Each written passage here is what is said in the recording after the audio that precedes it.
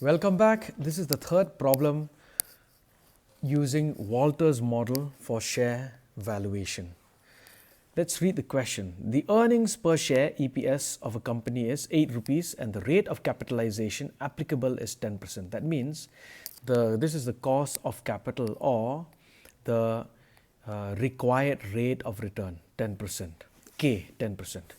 The company has before it an option of adopting 50% or 75% or 100% dividend payout ratio. Compute the market price of the company's quoted shares as per James Walter's model if it can earn a return of 15%, 10% and 5% on its retained earnings. So what is this? It can earn a return, the rate of return. This is nothing but value of R. So we have three values of R, 15%, 10% and 5%. Okay, so let's solve this problem. Again, always write the valuation formula. P is equal to D plus E minus D into R divided by K, the whole thing divided by K. All right. Now,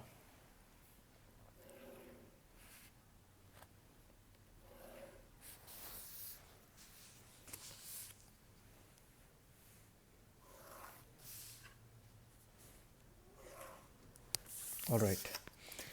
Now we know what is the value of E.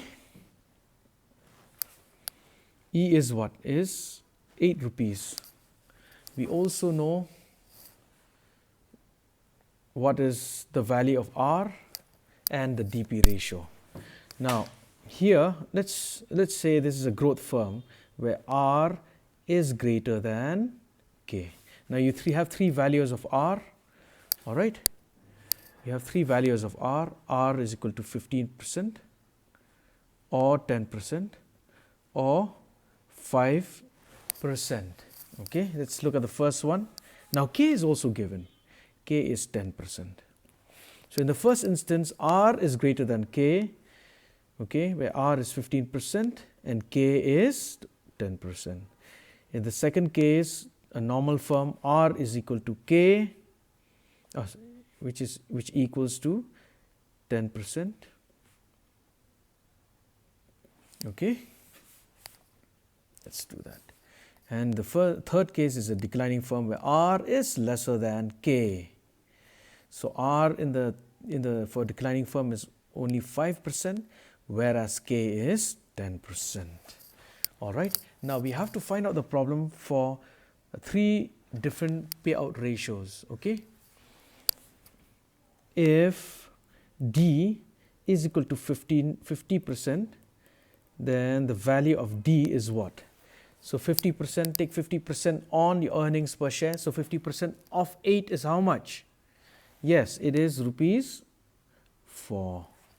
All right, so P is equal to 4 plus 8 minus 4 into 0.15 R.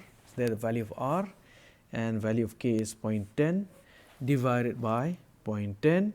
When you solve that, you'll get 100 rupees. Again, when D is 4 rupees, so P is equal to 4 plus 8 minus 4 into 0.10 divided by 0.10, the whole thing divided by 0.10. When you solve that, you'll get 80 rupees. Same thing here, D is equal to rupees 4. So P is equal to 4 plus 8 minus 4 into 0.05. Remember, here declining firm, R is lesser than K. The whole thing divided by 0.10, you'll get rupees 60. Okay. Next, if the dividend payout ratio, if DP ratio, let's write it like this. If DP ratio is 75%, then D will be equal to, so 75% on 8 rupees is how much? Yes, it is 6 rupees. So P is equal to 6 plus 8 minus 6 into 0.15 divided by 0.10. the whole thing divided by 0.10, and when you solve that, you'll get 90 rupees. Again, D is equal to 6 rupees. So P is equal to 6 plus 8 minus 6 into 10 divided by 0.10. And for a normal firm, what did I say? That regardless of the DP ratio, whether it's 50% or 75% or 100%, the price per share for a normal firm remains the same. So what will be the value of P here? Yes, it is 80 rupees. It does not change. So P is equal to 6 plus 8 minus 6 into 0.08 divided by 0.10. The whole thing divided by 0.10. It is rupees 70. Okay, so we are done with 2 DP ratios. One more to go. We are almost there. So if DP ratio is what? Is 100% according to, see, 100%. You have 3 DP ratios, 50, 75 and 100. Okay. So if DP ratio is 100%, then the value of D, dividend per share, of course, it has to be what? 8. So P is equal to 8 plus 8 minus 8 into 0.15 divided by 0.10. Whole thing divided by 0.10 will give you what? Yes, it has to be 80 rupees. D is equal to rupees 8. P is equal to 8 plus 8 minus 8, 0.10 divided by again 0.10. The whole thing divided by 0.10 is rupees 80. Now, let me give you a tip here.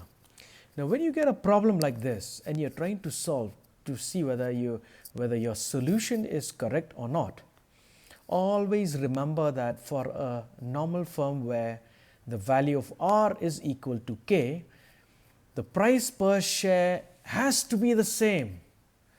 Whether the DP ratio is 50% or 100% or 20% or 0% or 15%, it does not matter.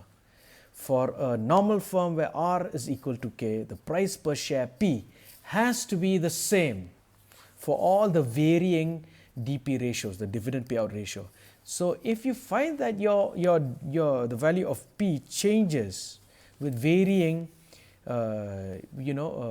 dividend payout ratio, then your solution is not right. Okay, that is not the correct solution. Okay, remember, that's a small tip here.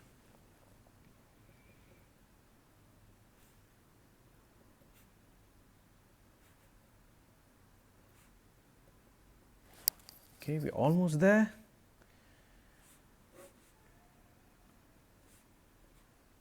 And this will be, yes, 80 rupees. Okay, so what is what comments will you give on this problem? Yes, just like every Walters problem, for a growth firm where R is greater than K, the dividend payout ratio, optimal dividend payout ratio should be what? Should be nil. Because again, you see the price per share decreases as the dividend payout ratio increases. For a declining firm, it's just the opposite. The price per share increases with the increase in the DP ratio. So the optimal payout ratio should be what? 100%. All right, because at 100% you see the price per share is maximized. And for a normal firm where R is equal to K, the dividend payout ratio is irrelevant. It does not matter whether it is 20%, 50%, 75%, 100%, the price per share remains the same.